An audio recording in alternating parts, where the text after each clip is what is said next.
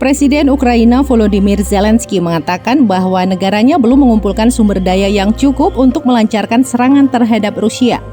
Dalam sebuah wawancara yang dirilis pada Sabtu waktu setempat oleh surat kabar Jepang Yomiuri, Zelensky menyampaikan bahwa situasi di garis depan tidak baik.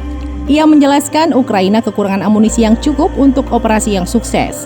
Mengenai masalah ofensif, dirinya menyatakan bahwa negaranya belum siap.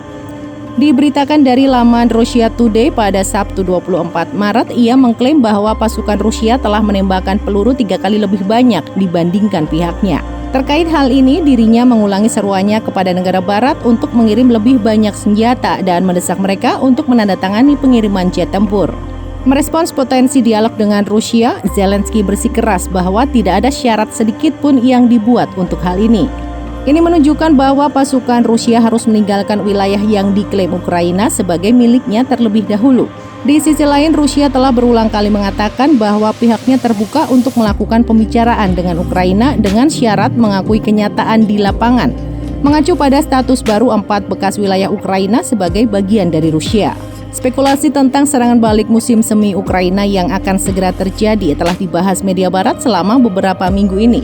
Pekan lalu, Politico melaporkan bahwa Amerika Serikat memperkirakan Ukraina akan memulai serangan pada Mei mendatang.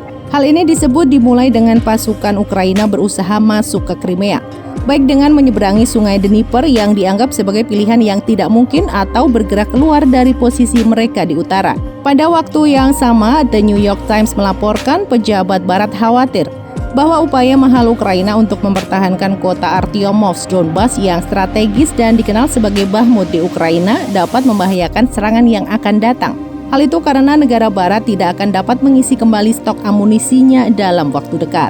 Dengan mengacu pada hal ini, seorang pejabat Pentagon menggambarkan dorongan yang diantisipasi sebagai upaya terakhir. Pada Jumat lalu, mantan Presiden Rusia, Dmitry Medvedev, yang kini menjabat sebagai Wakil Ketua Dewan Keamanan, mengatakan bahwa Rusia sangat menyadari rencana Ukraina untuk melakukan serangan.